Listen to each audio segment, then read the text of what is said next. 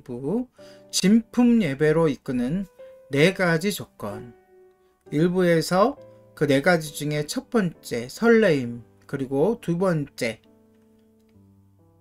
애가, 슬픈 마음 애가에 대해서 이제 잠깐 소개하고 넘어왔습니다.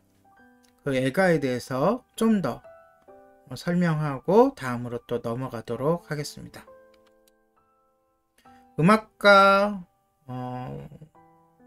이자 또 문학가이자 신학자인 마이클 카드는 예배와 예술에 대한 여러 책을 썼는데, 그에 져서 잃어버린 노래 애가라는 책에서 나오는 이야기입니다. 이 책은 욥과 다윗과 예레미야와 예수님의 눈물과 탄식에 대한 깊은 묵상을 전하고 있습니다. 그리고 예통을 경험한 자만이 예배의 달콤함을 느낄 수 있다고 단언합니다. 자신과 이웃을 위한 회개와 탄식, 나라와 민족을 위한 회개와 탄식이 없는 축제의 노래를 절제하는 연습이 필요할 때입니다. 하나님 앞에서 투명한 마음으로 울 수 있는 정직한 영을 더욱 훈련해야 합니다. 눈물이 있는 그곳이 진정한 그런 영을 더욱 훈련해야 합니다. 우리는 너무나 나의 삶에 찌들어져 있습니다. 그리고 세상에 잘못 돌아가거나 정치를 보면서 울분을 토해내고 화를 냅니다. 원망을 합니다. 그러나 그럴 것이 아니라 우리 마음속에 애통하는 마음, 애가가 있어야 할 때입니다. 예배 때나 찬양할 때에도 말입니다. 눈물이 있는 그곳이 진정한 지성소라고 마이클은 이야기합니다. 부흥의 파도 이전에 애통의 물결을 예배에 담아야 할 것입니다. 그런 사람들이 비로소 요한계시록에 묘사된 바 눈물을 씻어주시는 진품이신 하나님을 경험하게 될 것입니다. 다음 세 번째는 바로 수줍음입니다. 수줍음이란 성소에 들어갈 담력을 키우는 것입니다.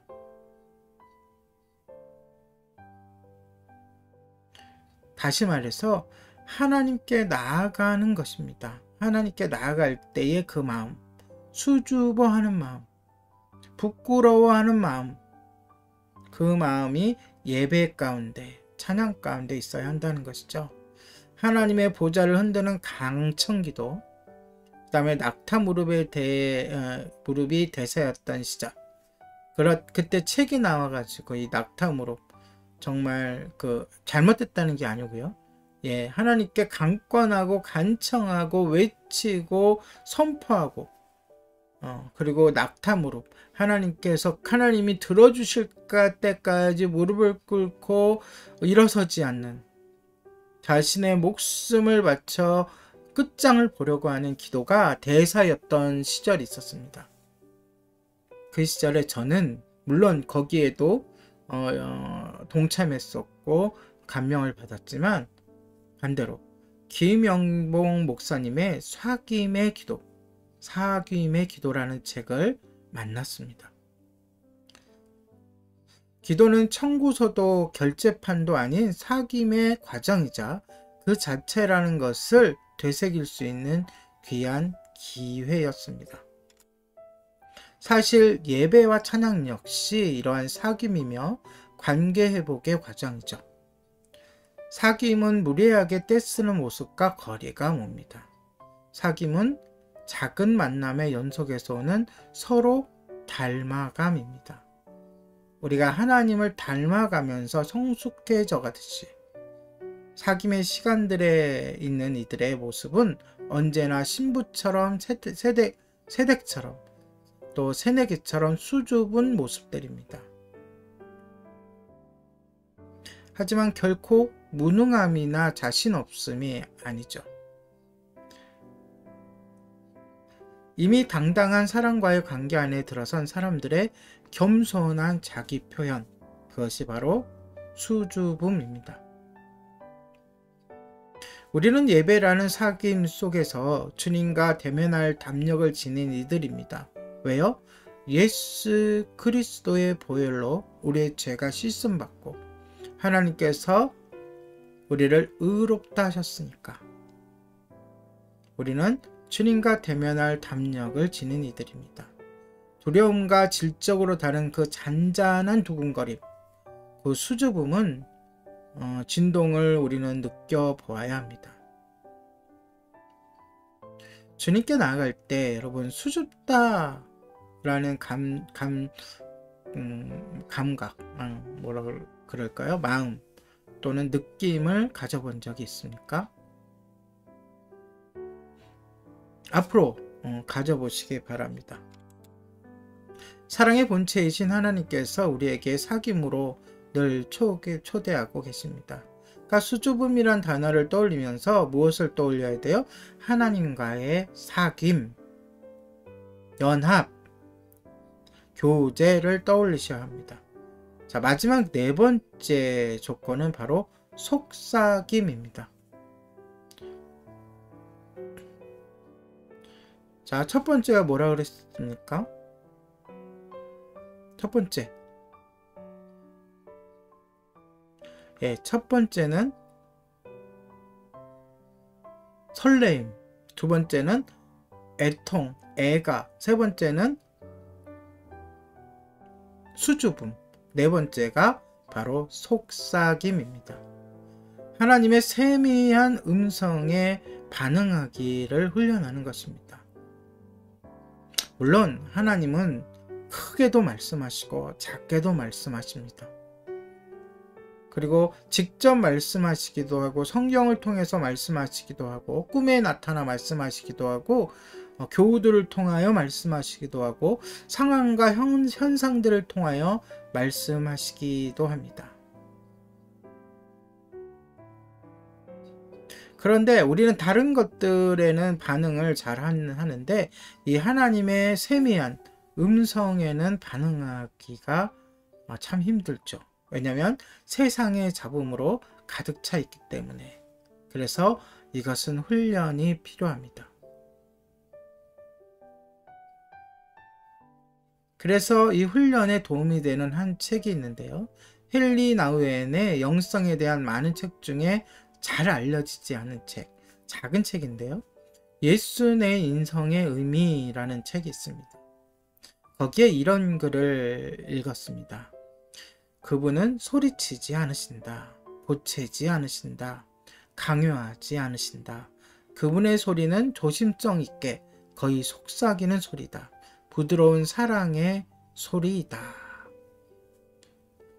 마치 거센 바람과 지진과 불덩이 이후에 세미한 음성으로 엘리야에게 새로운 소명의 메시지를 주시던 것과 같은 그러한 표현입니다.